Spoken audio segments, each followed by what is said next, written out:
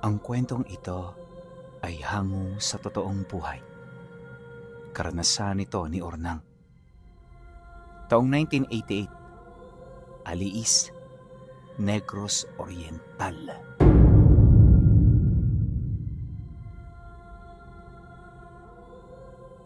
Dalawang buwan pa lamang ang nakakalipas nang makabalik si Ornang sa Aliis.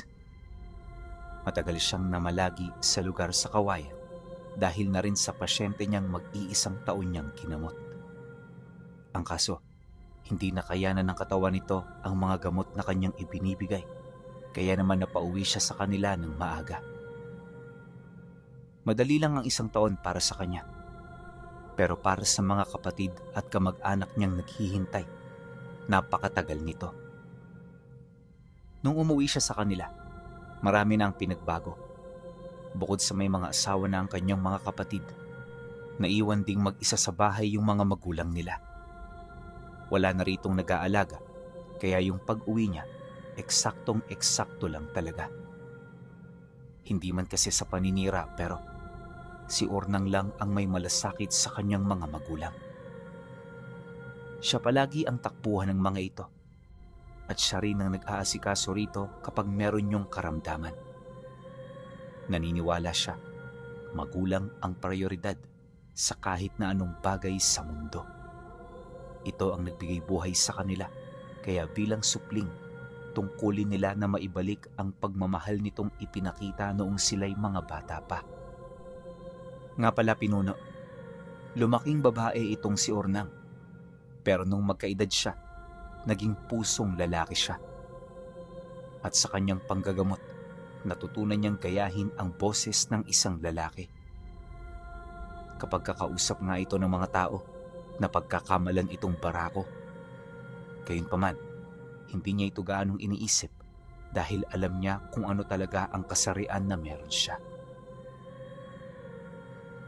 Ilang buwan ang lumipas pagpasok ng taong ito. Naging masaya ang buhay niya kasama ng kanyang mga magulang. Paminsan-minsan dumadalaw din ang kanyang mga kapatid, pero hindi yun gaanong madalas. Kaya naman nakasanayan na ng mga magulang niya na siya palagi ang kanilang kasama. Dahil dito, kung kaya't may mga pagkakataon na inuudyokan na siya ng kanyang ama na mag-asawa. Hindi mo pa ba balak malagay sa tahimik, anak? Nasa tamang edad ka na, kaya sana naman maisipan mo na ring mag-asawa. Tandaan mo, matanda na kami. At kapag nawala kami, walang mag-aalaga sa'yo. Tsaka isa pa, gusto ko ring makita ang mga apo ko na mula sa dugo ko. Wika ng tatay niya. Mukhang ilang ho ang pabor na hindi ko mapagbibigyan, tay. Alam niyo naman kasi, noon pa man, di ko na binalak magkaanak. Panggagamot ang trabaho ko at iaalay ko rito ng buong buo ang buhay ko. Sabi ng mga matatanda, masama sa isang manggagamot ang mag-asawa dahil ang aming mga kaluluwa ay nakatali na sa aral na aming dinadala. Sa madaling sabi, tay, para nang nakapag-asawa ang aming mga espiritu. Masama ang pangangaliwa, tay. Kaya kapag ginawa ko yan, asahan yung marami ang kaakibat na masamang bagay. Sagot naman niya. Nang marinig ito ng tatay niya, hindi na rin ito sumabat, gawa ng alam nito kung ano ang kanyang mga ginagawa.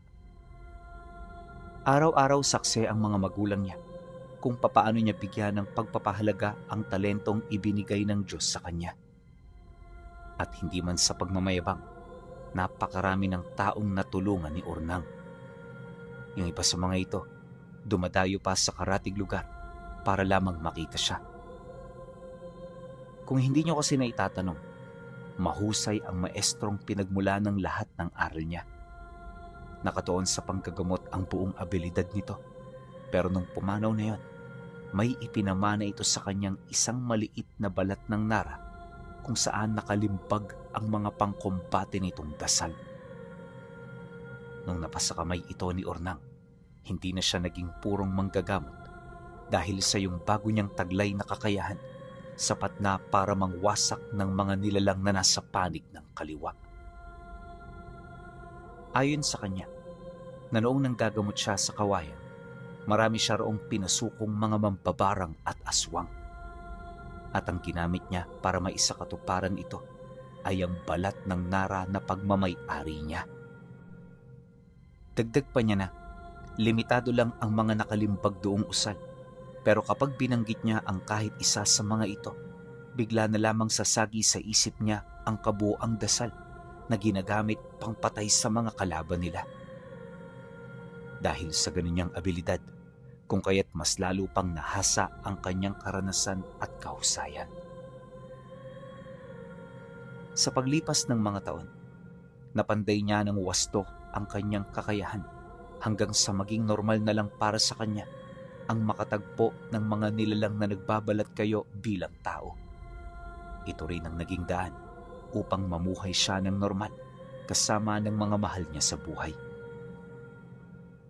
Bagaman alam niya na hindi yon alam ng kanyang pamilya, may kutob siya na natunugan na ito ng mga nilalang na nasa panig ng kaliwa. Nung bumalik kasi siya sa kanila, lahat ng aswang noon sa baryo bigla na lamang lumikas. Di naman niya pinansin ang mga ito dahil maging siya man, umiiwas sa mga hindi inaasahang gulo. Batid niya na taksil at tuso ang mga aswang, kaya hanggat maaari di niya ito inuunahan. Pinapanatili niya ang respeto at gano'n naman ang binabalik ng mga nilalang sa kanya. Ngunit pagtungtong ng Marso, nabalitaan niyang nagkasakit ang bunsong anak ng panganay niyang kapatid. 3 araw nang hindi gumagaling ang bata at base sa sumbong ng ama nito, pabalik-balik ang lagnat tuwing sumasapit ang hapon hanggang hating gabi. Nung malaman niya ang tungkol dito, hindi siya nagdalawang isip na bisitahin ang mga ito. Wala siyang pakialam kung marami siya noong ginagamot dahil para sa kanya, palaging mangunguna ang kaligtasan at buhay ng kanyang pamilya. Pagdating niya sa bahay nito, agad naman niyang hinanap ang kanyang pamangkin. Nadatna niya itong masiglang-masigla, animoy walang nararamdaman sa katawan niya. Maya-maya pa, nang maramdaman ito ang kanyang presensya, bigla itong tumigil sa kasalukuyan itong ginagawa. Sinubukan din itong lumayo sa kanya hanggang sa napilitan na siyang utusan ang ama nito na hawakan ng maigi ang bata. Paglapit naman niya rito, pabulong siyang nagsambit ng usal habang nakatitig sa mga mata nito. Matapos nun, dahan-dahan niyang hinawakan ang dibdib ng pamangkin niya na para bang may kinakapa siya roon. Hindi nagtagal, dito niya naramdaman ang isang maliit na umpok sa ibabalang ng tadyang nito. Alam ni Ornang na hindi ito pangkaraniwan sa katawan at kumbinsido siya na isa yon sa aral ng pangyayanggaw ng mga aswang. Matapos naman niya itong matuklasan, agad niyang kinausap ang mga magulang ukol sa palaging pinupuntahan ng kanilang anak. Ipinagtanong din niya kung ano ang mga kinain nito bago ito magkaroon ng karamdaman. Nang marinig naman ito ng bayaw niya, sumagot naman ito sa kanya ng, "Kila Aling Marga lang naman yan bumibili ng merienda pagkatapos ng eskwela. Di rin niya napapabarkada, kaya sigurado ako na dito lang siya bumibili ng pagkain niya. Bakit, Ornang? Si Aling Marga bang may gawa nito? Huwag muna tayong magturo ng tao hanggat hindi pa tayo nakakasiguro. Sa ngayon, pagtuunan na muna natin ang atensyon ng anak mo. Mukhang malala na ang sakit niya at dahil sa inyo, kung bakit nagkaganito siya. Hanggang kailan ko ba dapat sabihin na kapag may sakit ang anak ninyo, dalhin niyo kaagad sa akin? Yan kasi ang problema niyo eh. Di kayo marunong makinig." Irritableng sagot naman niya. Nang marinig ito ng asawa ng kapatid niya, di na ito nakaimik. Basta ang ginawa nito, sundin na lamang ang utos niya. At sa loob ng ilang minutong panggagamot, nalaman niya na hindi lang aswang ang gumagambala dito dahil pinagkakainteresan din ito ng isang mangkukulam. Wala siyang ideya kung ano ang kasalanan ng bata. Kaya naman sa sobrang galit niya, tinawag niya ang kaluluwa ng nilalang na gumagambala. Hindi na sumagi sa isip ni Ornang na masyado pang bata ang pamangkin niya para pasapian ng isang matandang kaluluwa. Akala niya kakayanin ng katawan nito, pero nagkamali siya. Dahil sa sandaling kumapit na ang kaluluwa, agad na nasiraan ng bait ang bata. Ilang segundo lang nagtagal ang pagtawag, pero habang buhay nang dadalhin ng musmos ang kanyang pagkakamali. Nung mapansin niyang nawalan ito ng wisyo, dali-dali niya itong niyakap habang umiiyak. Kumbinsido kasi siya na hindi ito tatantana ng mangkukulam hanggat hindi yun namamatay sa karamdaman. At ang tanging paraan para matunto ng nilalang ay sa pamamagitan ng pagpapasapit. Yun nga lang, nagkamali siya ng estima sa lakas at kakayahan ng pamangkin niya, dahilan para magdulot ito ng pagkawasak ng sarili nitong wisyo. Bagaman hindi niya na maibabalik sa normal ang anak ng kanyang kapatid, nangako siya rito na hahanapin ng mangkukulam at papatayin ito sa kanilang harapan mismo. Lumipas ang araw na yan. Habang nagdadalamhati ang mag-asawa dahil sa nangyari sa anak nila, naging abala naman siya sa paghahanap sa may sala. 2 gabing pinagpuyatan ito ni Ornang hanggang sa makumpirma niya na si Aling Marga nga ang taong hinahanap niya. Dahil dito, kung kaya't hindi na siya nagdalawang isip na puntahan ito. Hapon ng 3 araw niya sinugod ang matanda, dahilan para magpang-abot sila sa bahay nito. Murahan at sigawan ang nangyari na halos umabot pa sa panunumpa ng matanda. Pero sa kabila ng mga narinig niya, di siya nagpatinag. Alam niya na hindi ito tatalab sa kanya dahil tangan niya ang pamana ng yumao niyang maestro. Bago rin niya nilisan ang bahay nito, binalaan niya ito na kapag hindi ito susuko ng payapa, katakot-takot na pagpapahirap ang dadanasin nito sa kanyang mga kamay. Dagdag pa niya na, sisimulan niya ang pagpapahirap kinagabihan kung sakali mang hindi sila magkakasundo. Ngunit nang marinig ito ni Aling Marga, nanatili pa rin itong matigas.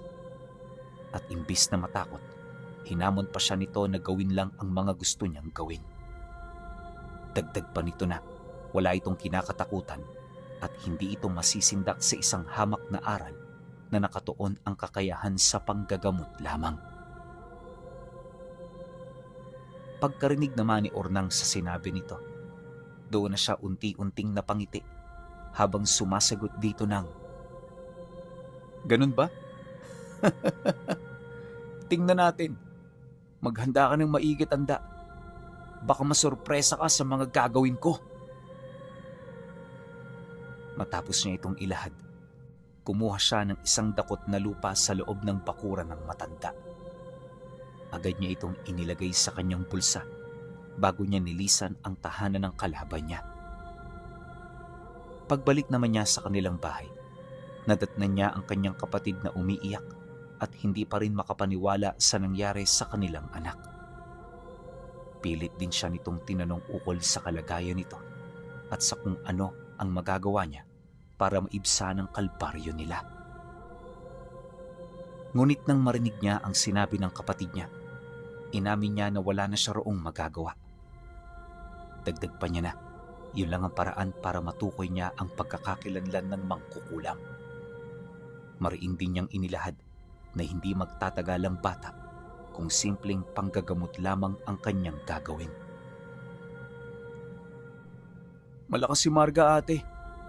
Nung nakita kong karamdamang ibinigay niya sa anak mo, hindi ko mahulaan kung sino ang may gawa nito. Batid ko ring papatayin niya ang bata na para bang galit na galit siya rito. Ano man ang dahilan ng galit niya, wala sa ating nakakaalam. Posibleng may nagawa dito ang pamangkin ko na hindi nito nagustuhan." Wika niya sa mag-asawa.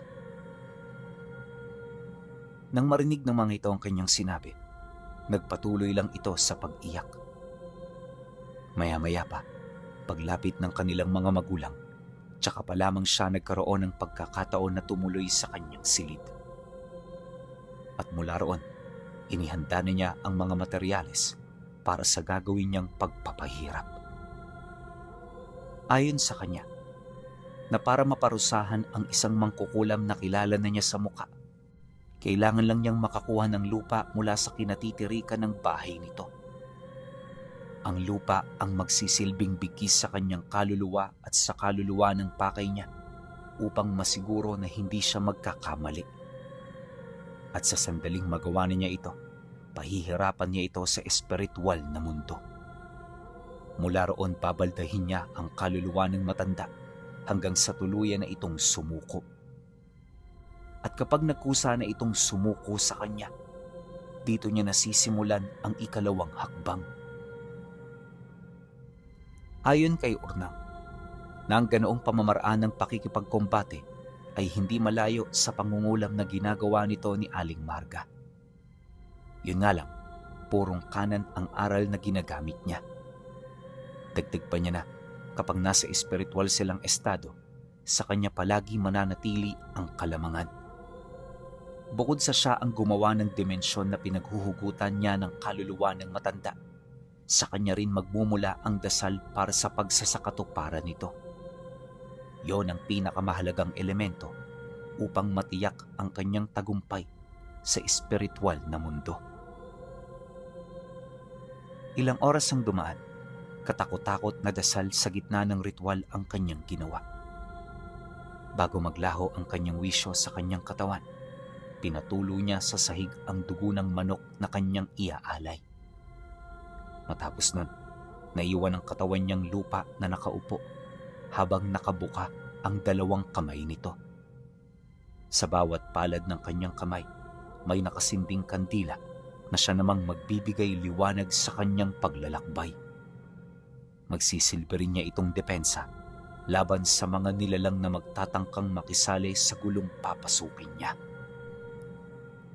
Maya-maya pa, nang makawala na ang kanyang wisyo sa kanyang katawan, dito niya nasapilitang tinawag ang espiritu ni Aling Marga. May mga depensa itong inilagay sa bahay niya pero hindi rin ito umubra. Pagkalas ng kaluluwa nito, dali-dali niya itong pinapunta sa dimensyong nilikha niya. At mula roon, binalda niya ng husto ang matanda hanggang sa magkusa na itong sumuko. Katakot-takot na pagpapahirap ang kanyang ginawa sa puntong muntik na niyang mabura ang kaluluwa ng matanda.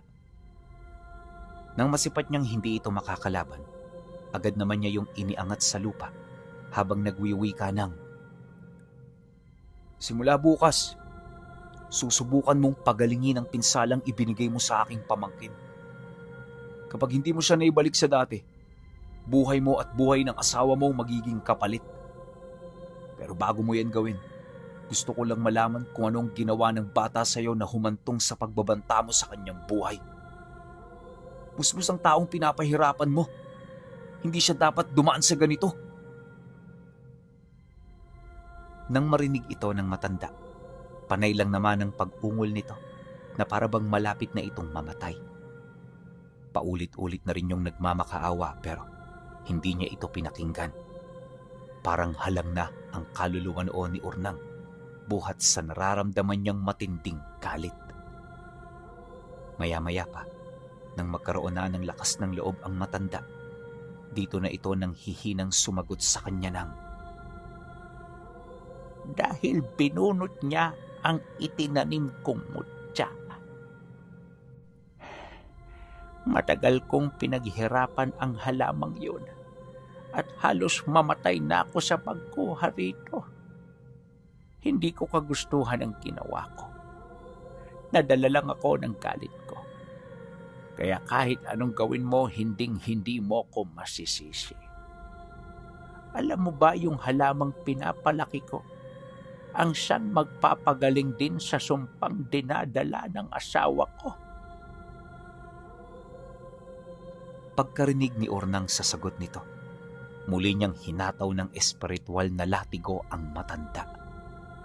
Paulit-ulit niya itong ginawa hanggang sa makita niya na unti-unti nang nalulusaw ang mga binti nito. Nung akmang malapit na yung bawian ng buhay, sapilitan niya itong pinabalik sa katawan. At bago siya mawala sa isipan ng nilalang, pinaalalahanan niya ito ng, "Hindi pa ito ang oras mo. Pagalingin mo ang pamangkin ko at pwede nating mapag-usapan ng tungkol sa areglo. Pero kung magmamatigas ka, isasabay ko kayo ng asawa mo sa impyerno. Huwag mo akong susubukan, Marga. Hindi mo alam kung anong kaya kong gawin. Gusto mo bang paluin kita ng balat ng Nara?" Pagkasambit niya ng mga katagang yan, naglahong parang bula ang mangkukulam. Batid niya na natinag at naalarma ito sa kanyang ginawa, kaya nakasisiguro siya nagagawa ito ng paraan para maibalik ang wisyo ng pamangkin niya. Ngunit lingid sa kanyang kaalaman, hindi ganoon ang gagawin ng matanda. Pagsapit ng sumunod na araw, habang abala siya sa kanyang ginagawa, palihim na palang humihingi ng tulong ang asawa nito.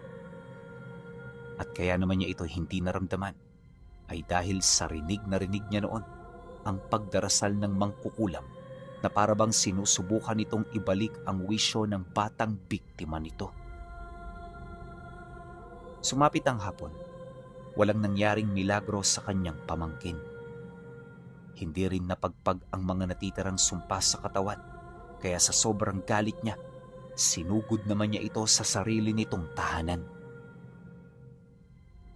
Sa pagkakataong yan, isinama niya ang asawa ng kapatid niya upang itatak sa isipan nito ang mukha ng taong kumuha sa kanilang anak. Pagdating nila sa bahay ni Aling Marga, nadatnan nila itong naglalakad patungo sa likod ng tahanan.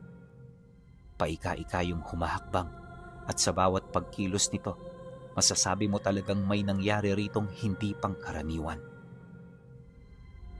Maya-maya pa, nang matunog ka naman ni Marga ang presensya nila, agad itong napalingon sa harapan ng bahay, bakas sa muka ang matinding takot at pagkabahala. Sa pagpang-abot ng kanilang paningin, muli itong humingi ng tawad sa kanya. Kesyo, wala na itong lakas para gumawa pa ng ritual, masyado na itong mahina at kailangan na nito ng pahinga. Nangako rin itong hindi tatalikuran ang obligasyon at ang tanging pakiusap lamang nito, mabigyan siya ng pagkakataon. Subalit nang marinig niya ang sinabi ng mangkukulam, dali-dali naman niya itong nilapitan habang sumasagot dito ng, "At sino ka para humingi sa amin ng pahinga? Bakit?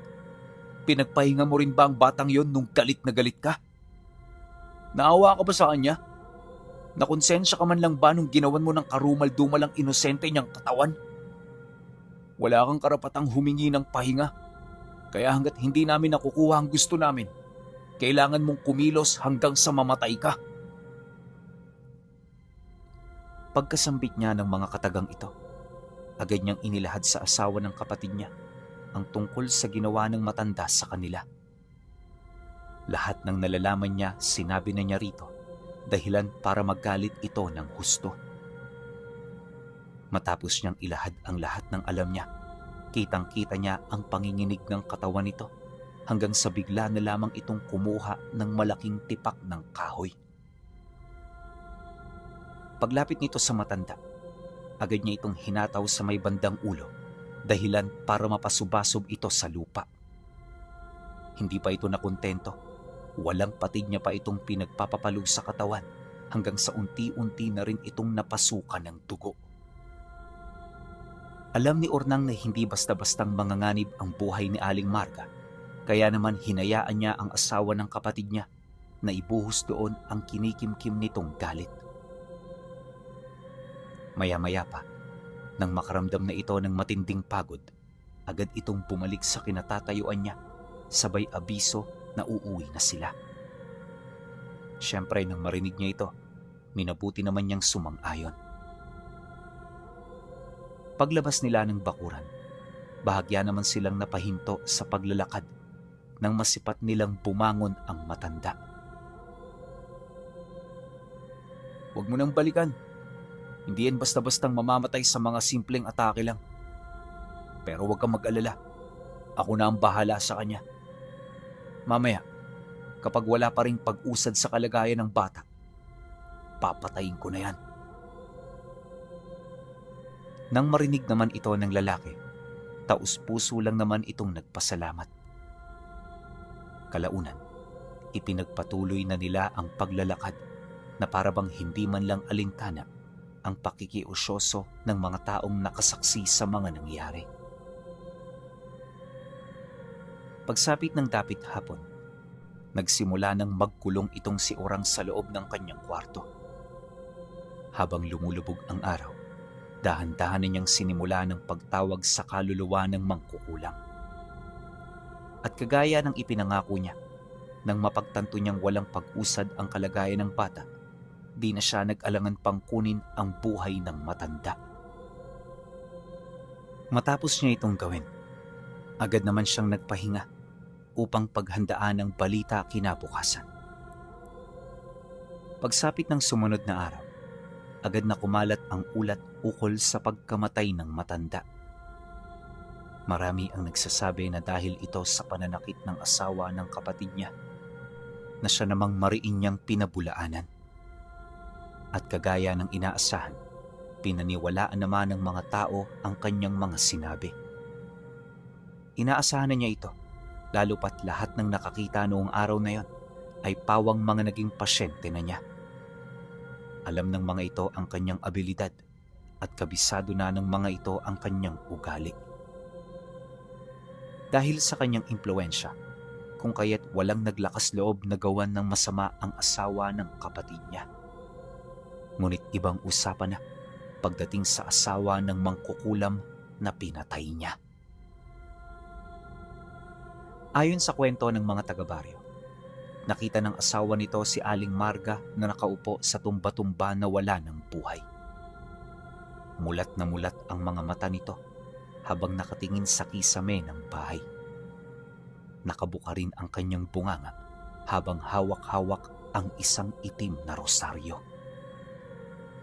Marahil sa kahuli-hulihang hininga ng matanda, sinubukan pa nitong labanan ang aral niya. Ngunit sa kasamaang palad, di ito nagtagumpay. Dagdag pa ng mga ito na, nung makita nila ang labi ni Aling Marga, hindi nila maiwasang mapaisip ng masama. Nagkaroon din sila ng kutob ukol sa posibleng pagkakaroon nito ng aral ng kaliwa. Hindi naman kasi ito basta-bastang gagalawin ng mga katulad ni Ornang kung wala itong mortal na kasalanan. Dahil sa ganoong posibilidad, kaya naman minabuti ng marami na manahimik na lang. Nung mapansin naman nila ang tungkol dito, labis-labis silang nagpasalamat sa mga nakaunawa. Nakiusap din sila sa mga ito na huwag silang huhusgahan, lalo na kung hindi pa nila alam ang tungkol sa mga totoong nangyari. Dumaan ang mga araw, nabalitaan na lang nilang mag-isang pinaglalamayan ng asawa nito ang labi. Nakakalungkot man yon kung iisipin, pero inaasahan na ni Ornang ang ganoong pangyayari. Dahil kasi sa mga isiniwalat niya, alam niya na walang kalugar nila ang gugustuhing tumungo sa bahay ng mangkukulam na katulad ni Marga. Akala niya kapag nailibing na ito dito na magtatapos ang lahat. Pero lingid sa kanyang kaalaman, nagdadala na pala ng yanggaw ng aswang ang naulila nitong asawa. Pagsapit ng ika-9 na araw, nawala na sila ng balita ukol sa lamay dahil palagi na noong nakasarado ang bahay. Hindi na rin nila nasisipat ang matanda sa baryo na parabang umiiwas na ito sa tao. Isang gabi, habang nagpapahinga ang kanilang pamilya, bigla na lamang silang nabulabog ng malalakas na kalabog sa labas ng bahay nila. Sinabayan ito ng pag-atungal ng kanilang mga aso hanggang sa narinig nila itong umungol na parabang napano ang mga ito. Pagsilip niya sa labas ng bahay, dito niya nakita ang asawa ni Marga na nasa kaanyuan na ng isang ganap na aswang.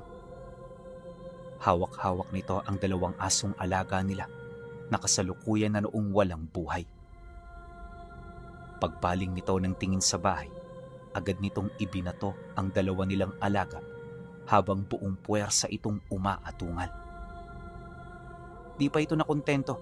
Sinubukan pa nitong suwagi ng pinto na parabang gustong-gusto nitong pumasok kahit labis na itong naaapektuhan ng mga sinambit niyang pangontra.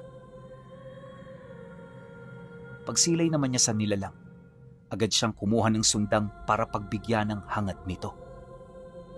Nang makakuha na siya, inilapat niya sa palad niya ang balat ng Nara bago siya nagdesisyong lumabas. Ilang minuto pa ang lumipas. Pagdating niya sa bakuran, walang pagdadalawang isip naman siyang sinunggaban ng nilalang. At sa isang kisap mata, nagpang-abot na silang dalawa. Sa sobrang lakas at liksi nito, halos hindi na siya nagkaroon ng pagkakataon na gumanti ng atake. Kaya naman ang malimit na lang niya noong nagagawa ay ang umiwas ng umiwas habang pinag-aaralan ang bawat kilos nito. Maraming taktika ang ginamit ng matanda sa kanya, pero lahat yon hindi man lang nagtagumpay. Kalaunan, unti-unti na rin itong nakakaramdam ng pagod hanggang sa nakahanap na siya ng pagkakataon upang undayan ito ng saksak sa may bandang tagiliran. Pag-unat ng kamay nito, agad niyang tinusok ang pinakamalambot na parte ng laman na naroon sa ilalim ng braso nito. Halos isang dangkal lang ang ibinao ng sundang, pero bumulwak doon ang napakaraming dugo. Nang maramdaman naman ng nilalang ang matinding hapdi, nagpumilit itong dumistansya sa kanya para subukang paghilumin ang natamo nitong pinsala. Ngunit nang matunugan niya ang binabalak nito, doon niya na yun buong puwersang sinugod hanggang sa matadtad niya na ito ng maraming saksak sa katawan. Nang magtamo ito ng 11 saksak sa likod, tuluyan na itong bumulagtas sa lupa habang umuungol. Pinilit pa nitong tumayo para magpatuloy, pero hindi niya na yon nagawa pa. Sa sobrang lakas kasi ng pangontrang kumapit sa talim ng sundang, agad nitong napahina ng husto ang katawan ng nilalang. Nang mapansin naman niya na wala na itong kakayahan na lumaban, tsaka pa lamang niya ito nilapitan para tapusin ang kanyang mga nasimulan. Pagpugot niya rito ng ulo, agad niya itong itinapon sa likod ng bahay nila upang ipakain sa mga nilalang na posibleng naninirahan dito. Ganon din ang ginawa niya sa labi nito, nang sa gayoy hindi na nito makita pa ng kanyang mga kababaryo. Subalit nang mapatay niya ang matandang yun pinuno, inabot lang ng 1 linggo bago rin bawian ng buhay ang kanyang pamangkin. Isa yon sa pinagsisisihan niya ng husto dahil alam niya na isa ito sa pinakamalaki niyang pagkakamali. Gayunpaman, subok na subok at talagang napatunayan na niya kung gaano kalakas ang tangan-tangan niyang balat ng Nara na may mga nakaukit na mga buhay na salitang pangdigmaan.